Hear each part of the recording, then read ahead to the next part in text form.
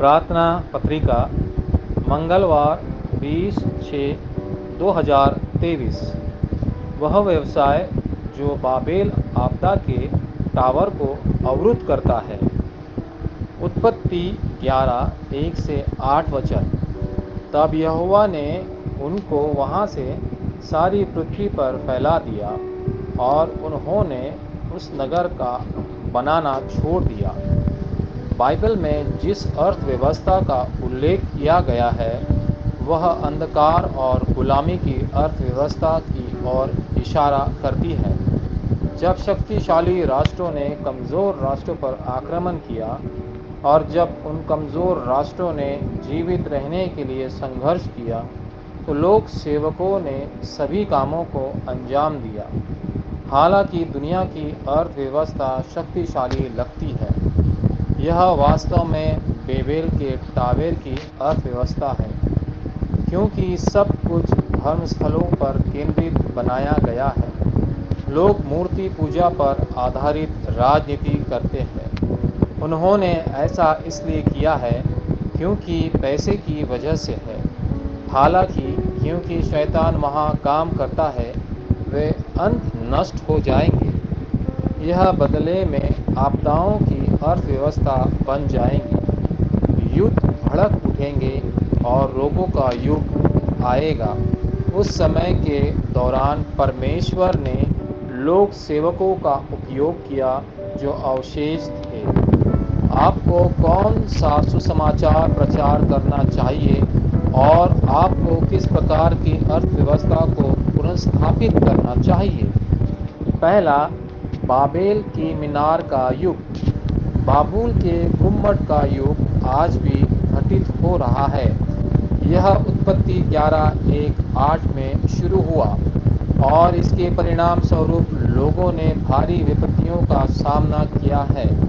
अभी बेबेल के टावर का दूसरा युग 3 संगठनों द्वारा किया जा रहा है, जिन्होंने 100 वर्षों के भीतर बाबेल के दूसरे टावर आंदोलन को सफल बनाने का वादा किया है।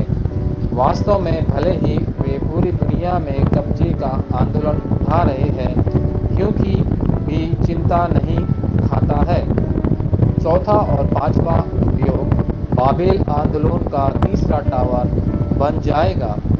हालांकि अगर कोई एक व्यक्ति है जिसके पास प्रकाश है तो इससे कोई फर्क नहीं पड़ेगा कि अंधेरा कितना बड़ा है। जो व्यक्ति इसे समझता है वह रोशनी वाला मंच है। दूसरा, यह लाइट कैसे तैयार की गई। कसदियों को बचाने के लिए अब्राहम को कसदियों की विचारधारा की मानसिकता से बचाना पड़ा। उत्पत्ति 12:1-3। क्योंकि उसके पास पहले से ही मंच था, उसने एक पहरेदार गुम्मट बनाना शुरू किया। उत्पत्ति 13:18। उस समय परमेश्वर ने इब्राहिम को एक अप्रत्याशित व्यवस्था दी, क्योंकि इब्राहिम वाचा को जानता था। उसने दशमांश दिया। उत्पत्ति 14:14-20। यह सब इसहाक को दिया गया। उत्पत्ति 22:1-21। नतीजा यह हुआ कि इसहाक को पानी का स्रोत मिल गया और उसे रहोबोत की आशीष मिली। उत्पत्ति 26:10-24। तीसरा, बाबेल का भविष्य टावर। बाबेल के भविष्य के टावर के कारण होने वाली आपदाओं को अवरुद्ध किया जाना चाहिए। इसलिए आपको आने वाली पीढ़ियों को बचाने के लिए उपचार व्यवसाय, जीवन व्यवसाय और RUTC व्यवसाय के लिए प्रार्थना करनी चाहिए। इस वाचा को धारण करने वाला केवल एक व्यक्ति ही काफ़ी है। यह एंटीना है। निसंदेह 100% परमेश्वर ने लोक सेवकों को 7 विपत्तियों को रोकने का आशीर्वाद दिया है। यदि व्यवसायी और लोक सेवक इस प्रार्थना को करते रहे तो उनके जीवन भर के व्यवसाय उभर कर सामने आएंगे। अंत अवशेषों को भविष्य के लोक सेवकों के रूप में खड़ा किया जाना चाहिए। वाचा संबंधी प्रार्थना। प्रिय परमेश्वर, पूरी दुनिया अंधेरे और गुलामी की अर्थव्यवस्थाओं में गिर गई है। इसलिए युद्ध छिड़ गए हैं, रोगों का युग आ गया है और लोग पूरी तरह संघर्ष कर रहे हैं। ऐसे समय में प्रकाश की अर्थव्यवस्था प्रदान करने के लिए धन्यवाद।